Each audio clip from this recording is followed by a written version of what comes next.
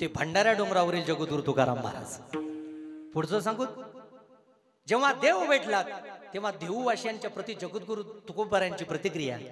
जगद्गुरु तुकाराम महाराज म्हणतात की मी त्यांच्यामुळे दुःखी नव्हतो, मी त्यांच्यामुळे दुःखी नव्हतो, त्यांच्यात राहत होतो म्हणून दुःखी होतो. विठ्ठल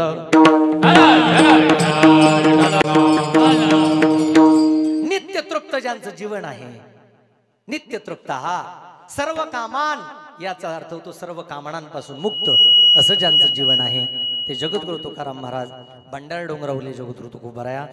बरं का, त्यांचा हा 4 चरणाचा अभंग शिवीकरदान वेळलेला आहे. मला असं वाटतं सज्जनांनो, तुकोबाराया राजमान्य संत होते. छत्रपती शिवाजी महाराज यांच्या कीर्तनात येऊन बसायचे असे राजमान्य संत जगद्गुरु तुकाराम महाराज. काय बोलावं. तू म्हणाल महाराज कधी राजांनी दखल घेतली तुकोबारायांची? प्रसंग सांगतून पुढे जातो. एकदाचा प्रसंग, तुकोबारायांच्याकडे तुकोबारायांची गरिबी पाहून छत्रपतींनी त्यांची दखल घ्यावी. छत्रपती शिवाजी महाराजांनी ज्यांची दखल घ्यावी ते तुकाराम महाराज. ऐका माझ्या दादांना, म्हणून छत्रपती शिवाजी महाराजांना जाणता राजा म्हणतात. अहो काय सांगावं, एक दिवस तुकोबारायांच्या गरिबीचे दया आलीत, कीव आलीत छत्रपतींना आणि त्यांच्याकडे नजराणा पाठवला. काही सैनिकांना पाठवलं.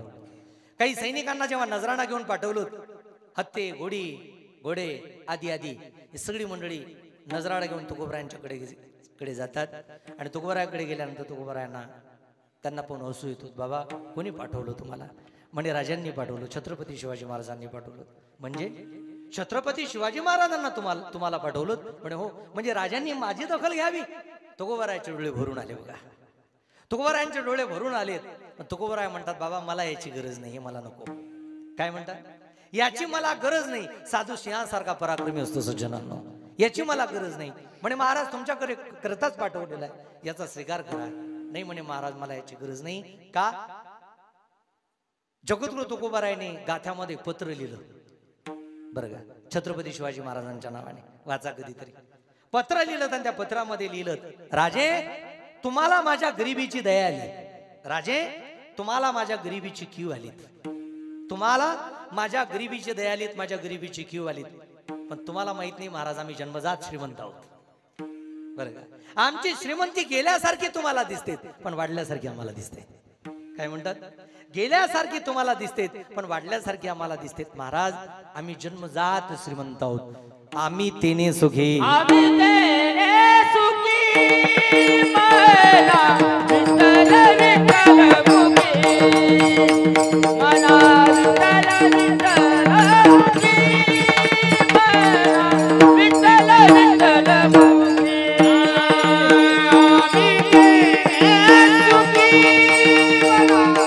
विठ्ठल मुखी मला विठ्ठल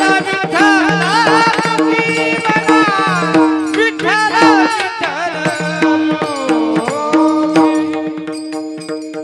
छत्रपती शिवाजी महाराजांना पत्र लिहित असताना जगद्गुरु तुकाराम महाराज म्हणतात, देवा राजे आम्ही तेने सुखी म्हणा विठ्ठल विठ्ठल मुखी. एरवित तुमचे धन ते मज मृतिके समान, किंवा दिवटा छत्रगुडे हे तुबऱ्यात न पडे, सोने रूपी आम्हा मृतिके समान, माणिक पाषाणकडे जैसे. हा पराक्रम ज्यांनी जीवनामध्ये करून दाखवला ते जगद्गुरु तुकाराम महाराज, ज्यांना राज आश्रय होतात. कोण? छत्रपती शिवाजी महाराज. काय सांगत महाराज, जगद्गुरु तुकाराम महाराज यांचे गुरु होते ते छत्रपती शिवाजी महाराज. एक वाक्य बोलू का? बरेच कीर्तनकार छत्रपतींच्या संबंधाने बोलतात. पोवाळे म्हणतात सारं कीर्तन त्याच्यातच होतं. मला काही कोणाची आलोचना नाही करायची, पण कोणीतरी कीर्तनकार म्हणत होतो छत्रपती शिवाजी महाराज हा कीर्तनाचा विषय नाही, कीर्तनातला विषय आहे, कीर्तनाचा विषय नाही. मला सांगायचं होतं छत्रपती शिवाजी महाराजांनी केवळ अफजल खानाचा कोथळाच पाडला नाही. छत्रपती शिवाजी महाराज केवळ आक्रमकच नव्हते, ते आध्यात्मिक सुद्धा होते. बाबासाहेब पुरंदरेंना वाचा. बाबासाहेब पुरंदरे म्हणतात छत्रपतींची प्रतिमा सांभाळण्यापेक्षा छत्रपतींची प्रतिभा सांभाळा. काय म्हणतात? बाबासाहेब पुरंदरे म्हणतात छत्रपतींची प्रतिमा सांभाळण्यापेक्षा प्रतिभा सांभाळला. प्रतिमा डोक्यावर घेऊन नाचण्यापेक्षा त्यांची विचार जीवनामध्ये उतरवात. महाराज कोण? छत्रपती शिवाजी महाराज. वैश्विक मॅनेजमेंटचं नाव छत्रपती शिवाजी महाराज. बरं का, नॅशनल कॅरेक्टर, वैश्विक विचारधारेचं नाव छत्रपती शिवाजी महाराज. कोण? छत्रपती शिवाजी महाराज. महाराज हो, छत्रपती शिवाजी महाराज देव नव्हते, छत्रपती शिवाजी महाराज देव नव्हते, पण मंदिरातला देव छत्रपतींमुळे कायम होतात. कोणामुळे कायम होतात? छत्रपतींमुळे कायम होतात. या नाव दांता राजा. म्हणून मला सांगायचं एकच आहे सज्जनांनो, छत्रपती शिवाजी महाराज केवळ आक्रमकच नव्हते, आध्यात्मिक सुद्धा होते. सकाळी जर मला असं वाटतं शाहिस्ते खानाचे फोटो चाटत असतील, सकाळी जर ते अफजल खानाचा कोथळा पाडत असतील, तर संध्याकाळी जगद्गुरू तुकाराम महाराजांच्या कीर्तनात सुद्धा जाऊन बसत होते. हे तरुणांनी विसरता कामा नये. हे तरुणांनी विसरता कामा नये. संध्याकाळी तुकोबाराच्या कीर्तनात सुद्धा जाऊन बसत होते. केवळ कोथळा पाळणं लक्षात नका ठेवू. अरे काय सांगू, 5 वर्षाचं वय होतं. छत्रपती शिवाजी महाराजांच्या गावामध्ये एक नृत्यांगना आली, नर्तकी आणली. सगळे मित्र पाहायला गेले. छत्रपती सुद्धा पाहायला जातात. पडद्याच्या आडून असं पाहत नृत्यांगनेला जिजामाता आऊसाहेब मागून आल्यात आणि छत्रपतीला पकडलं. का रे शिवबा, कुठे आला तू? म्हणे काही नाही ग आई, माझे मित्र आलेत. कोणीतरी नृत्यांगना गावात आली नर्तकी, तिला पाहण्याकरता माझे मित्र जमलेत, म्हणून मी सुद्धा तिला पडद्याच्या आडून पाहत होतो. कशी आहे, कोण कोण आहे? शिवबा, अरे लक्षात ठेव दादा, याच्या पुढे आलात नाही का? बरं का, आता आला त्याच्या पुढे येता कामा नये का? अरे शिवबा, म्हणे काय, तुला बाया वाचवणारा राजा व्हायचा आहे, तुला बाया नाचवणारा राजा नाही व्हायचा.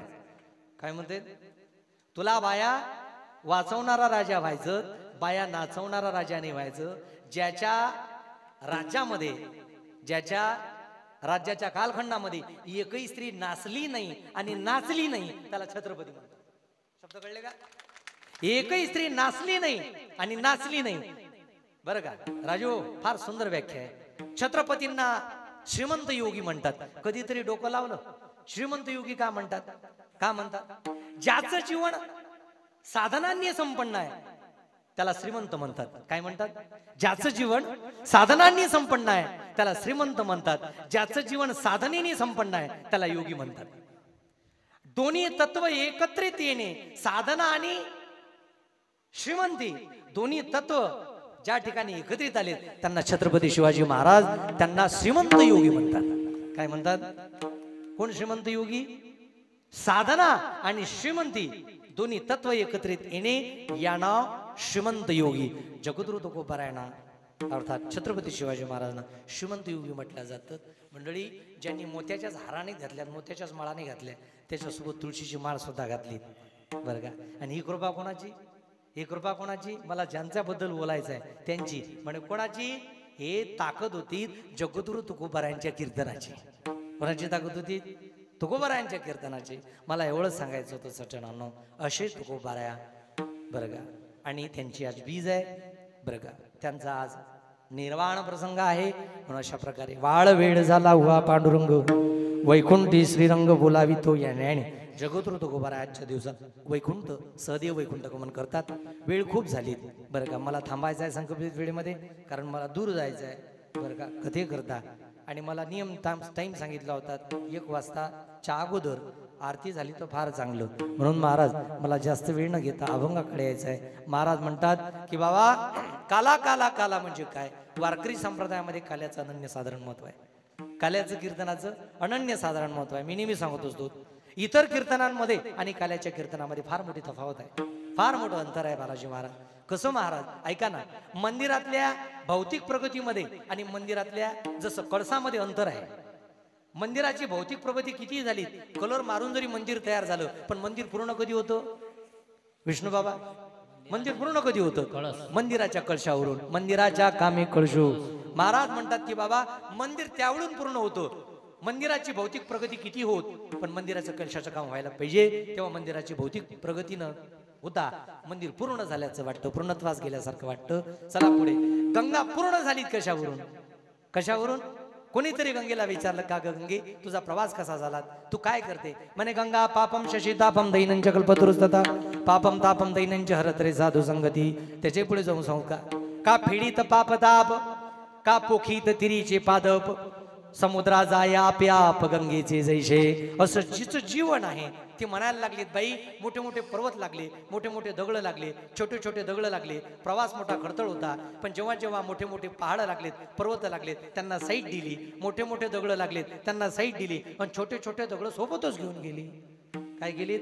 सोबतच घेऊन गेलीत. कारण एखाद्याचं जीवन जर परिपूर्ण करायचं असेल सज्जनांनो, अचिव्हमेंट पर्यंत पोहोचायचं असेल, साध्यापर्यंत पोहोचायचं असेल, जीवनाचा जर काला करायचा असेल तर कष्ट सहन करावे लागतील, सामर्थ्य ठेवावं लागेल, संघर्ष करावा लागेल. गंगा म्हणते मी संघर्ष केला आणि समुद्राशी एकरूप झाली. तुका म्हणे गंगा सागर संगती अवघ्या झाल्या पूर्वी एकमय, अवघ्या झाल्या पूर्वी एकमय.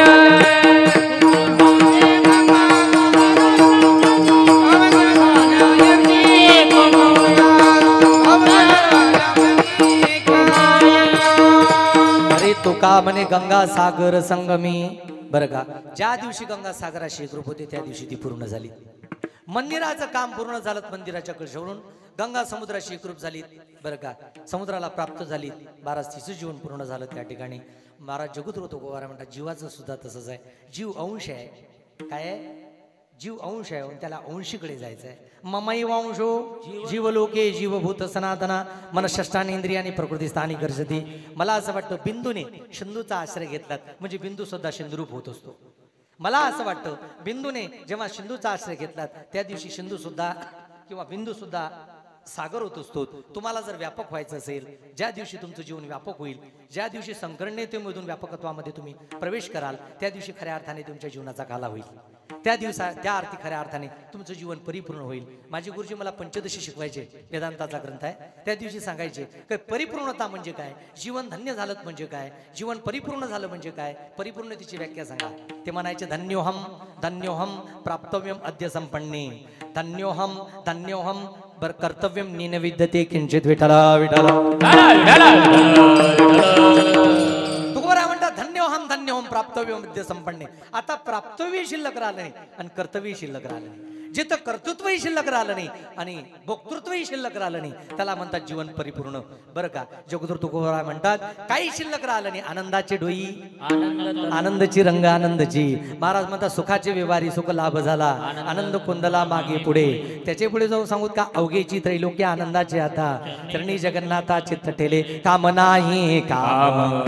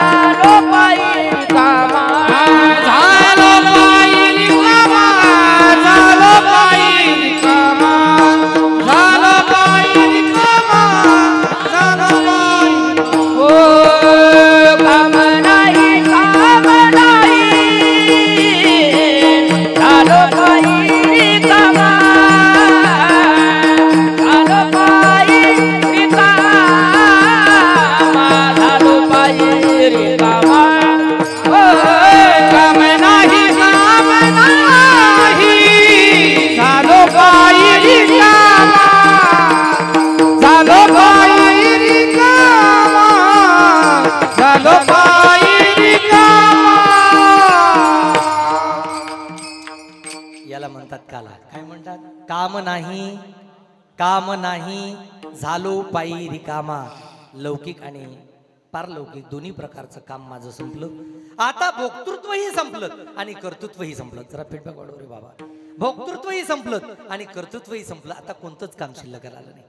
हा, ज्याची इच्छा होती ते पूर्ण मिळालं. म्हणे काय होती इच्छा? याजसाठी केला शेवटचा दिवस गोड व्हावा. गोड व्हावा म्हणजे काय बुंदीच्या पंक्ता द्यावा लागतात काय जिलेबी वाटा लागते?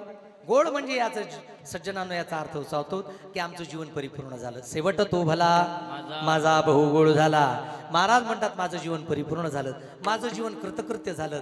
बारं का महाराज, माझं जीवन सफल झालं, माझं जीवन संपन्न झालं. सफल झालं म्हणजे काय झालं महाराज?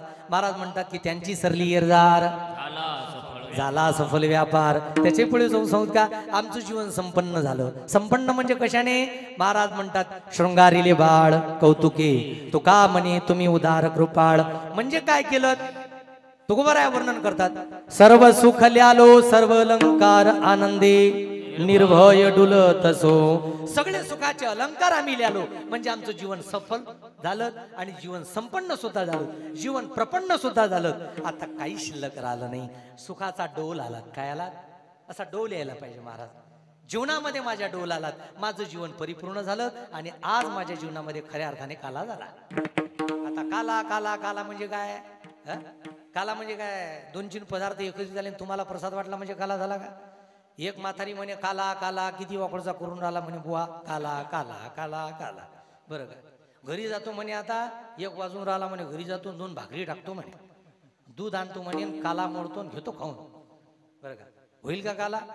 होईल का तो काला? त्याला काही महत्व नाही. महाराज म्हणतात 2 भिन्न पदार्थ एकत्रित येणे या नाव काला. काला म्हणजे काय? 2 भिन्न पदार्थ कोणते? तर महाराजांनी सांगितलं हरिनामाचा खिचडी काला, प्रेमी मोहिला साधने हा पहिला प्रकार. महाराज म्हणतात जीव ब्रह्म ऐक्य नामे काला हा तिसरा प्रकार. 2 भिन्न पदार्थ एकत्रित येणे या नाव काला. 2 भिन्न पदार्थ कोणते? महाराज म्हणतात हरिनाम आणि प्रेम. 2 भिन्न पदार्थ. कोणते भिन्न पदार्थ? कोणते भिन्न पदार्थ सांगितले काल्याला? दहीनला ये रूप काय? वारकरी संप्रदाय हा तत्वनिष्ठ संप्रदाय आहे, वस्तुनिष्ठ संप्रदाय नाही, व्यक्तिनिष्ठ संप्रदाय नाही. वारकरी संप्रदाय हा तत्वनिष्ठ संप्रदाय. दह्याच्या मागे आणि लाहीच्या मागे काय तत्व आहे? तत्व हेच आहे, नामाची लाही आणि प्रेमाचं दही. कशाचं दही? नामाची लाही आणि प्रेमाचं दही. दोन्ही तत्व भिन्न पदार्थ एकत्रित आले या नाव काला. आता कळलं का? आता कळलं? जरा 4G वापरा बरं का, 5G वापरा. म्हणून महाराज म्हणतात की बाबा त्या ठिकाणी 2 भिन्न पदार्थ एकत्रित आले या नाव काला. मग कोणते कोणते? म्हणे प्रेमाचा आणि नामाची लाही आणि प्रेमाचं दही. कळलं का? नामाची लाही, प्रेमाचं दही. तुम्ही म्हणाल महाराज सोपं आहे, नाम घेणे आणि जीवनामध्ये प्रेमच नाही, झाला काला. मग याच्याकरता तुकोबाराया सांगतात एवढे कष्ट कशासाठी करावे लागतात, एवढे अथक प्रश्न कशासाठी करावे लागतात? महाराज म्हणतात नाम येणं सोपं नाही, जसं म्हणतो तसं सोपं. बरं का, महाराजांचे प्रमाण आहेत. नाम संकीर्तन साधन बरं का, जळतील पापे जन्मांतरीचे. पण महाराज म्हणतात शहाणा तो धनी, नाम सोपं आहे. तुका म्हणे साधन सुलभ कोणते? परी उपतिष्ठे पूर्व पुण्य. महाराज म्हणतात सगळं बरोबर आहे, आम्हाला कळलं, नाम सोपं आहे बरं का, पण मुखात येत नाही ना, येत नाही. तू म्हणाल प्रमाण द्या, कसं काय येत नाही महाराज? म्हणा राम. बघा मावशीनं म्हटलंय का, बाकीच्या हिचं पाप आहे. याचा अर्थ असा निघतो नाम मुखात आलं नाही ना तुमच्या, म्हणा राम. अजूनही काही लोकांच्या आलं नाही, समजून तुमचं तुम्ही ठरवा आपण काय आहोत. म्हणा राम अजूनही आलं नाही काही लोकांच्या. येते का सहज? पुण्य लागते.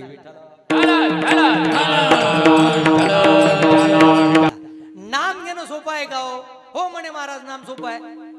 मग का वाणीवर येत नाही? मग उदाहरण द्या. मी आजचं ऐरुगैरा खरं नत्य खैराचं उदाहरण मला येत नाही, मला सामान्य माणसाचं उदाहरण नाही द्यायचं. महाराज मोठा होऊन गेला, त्याचं नाव होतं वाल्मिक. कोण? वाल्या कोडी.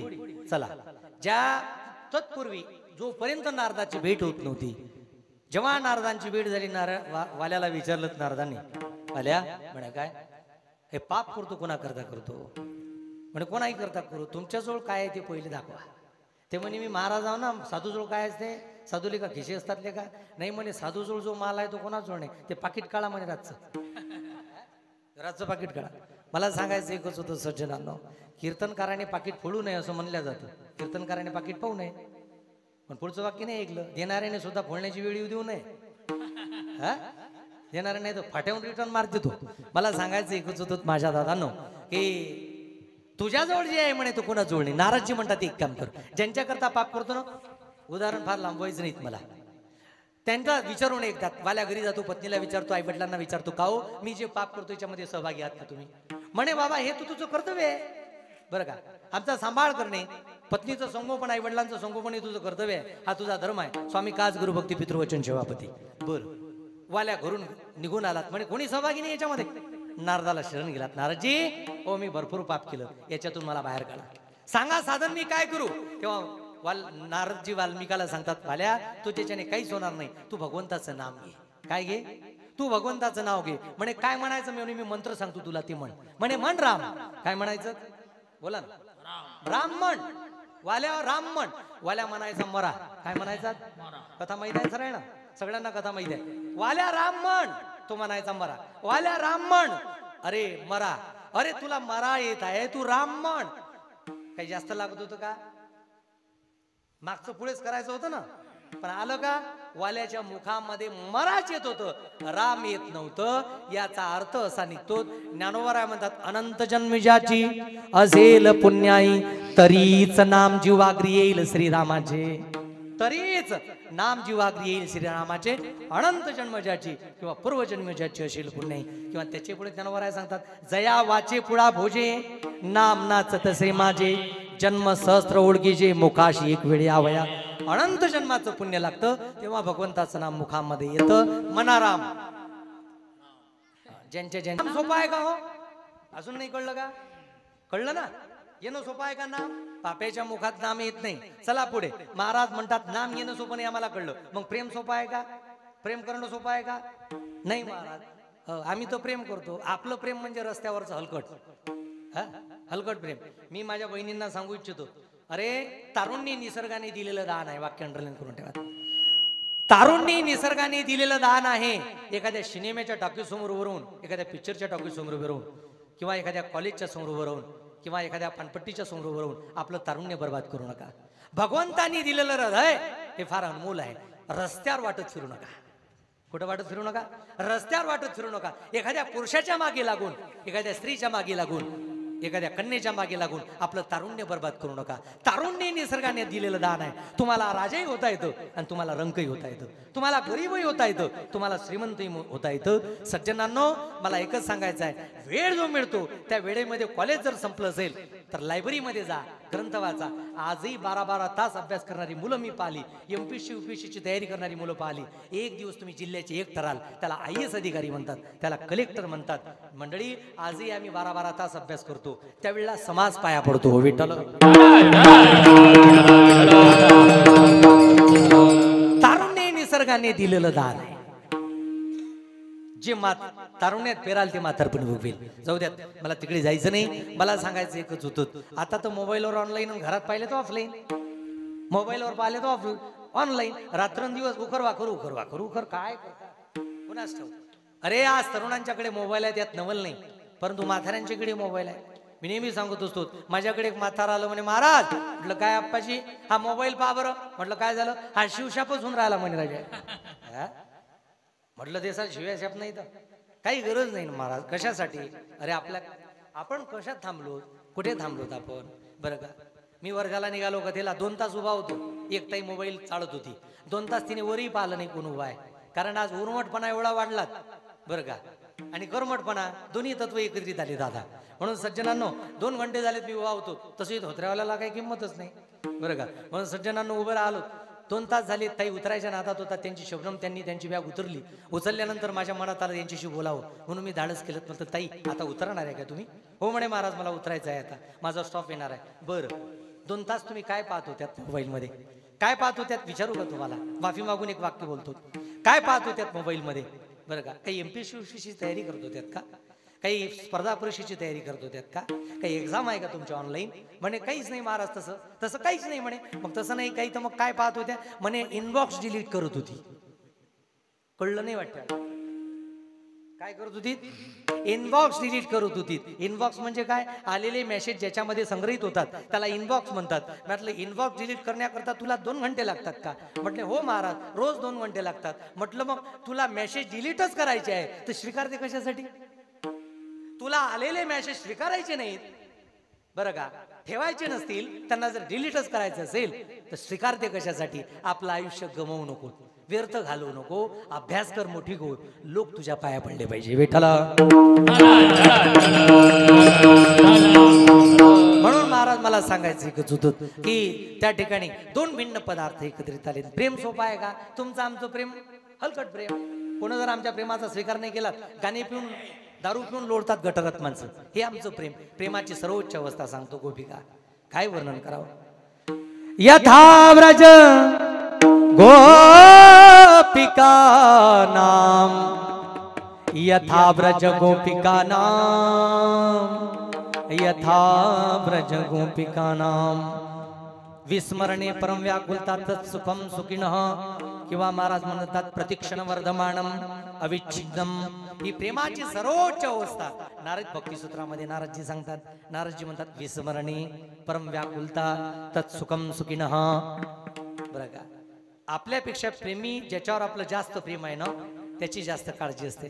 गोपीजन महाराज भगवंताच्या प्रेमात सुख शोधत होते. त्यातच सुखम सुखीन याला प्रेम म्हणतात. मंडळी खरंच सांगूत का, मी वाक्य नेहमी सांगतो, अरे बाबा प्रेम करण्याकरता प्रेमी व्यक्ती समोरच असला पाहिजे अशी अट नसते. प्रेम करण्याकरता प्रेमी व्यक्ती हा समोरच असला पाहिजे, सोबतच असला पाहिजे अशी अट नसते. 5,500 वर्ष गेल्यानंतरही मीरेने श्रीकृष्ण परमात्म्यावर प्रेम केलं. काय केलं? प्रेम केलं. महाराज ही प्रेमाची सर्वोच्च अवस्था आहे. काय वर्णन करावं? गोपिकांना विचारणा. गोपीचंद सांगत असतात, हे उद्धवजी हो कोण भावे, हे उद्धवजी हो कोण भावे, अरे श्याम बिना ब्रज सोनो लागे लागे, श्याम बिना ब्रज सोनो लागे. उद्धवाला म्हणायचे, हमें कृष्ण नहीं चाहिए उद्धव, हमें तो कृष्ण की कुशलता चाहिए. याला प्रेम म्हणतात. ही प्रेमाची सर्वोच्च अवस्था आहे. महाराज काय वर्णन करावं?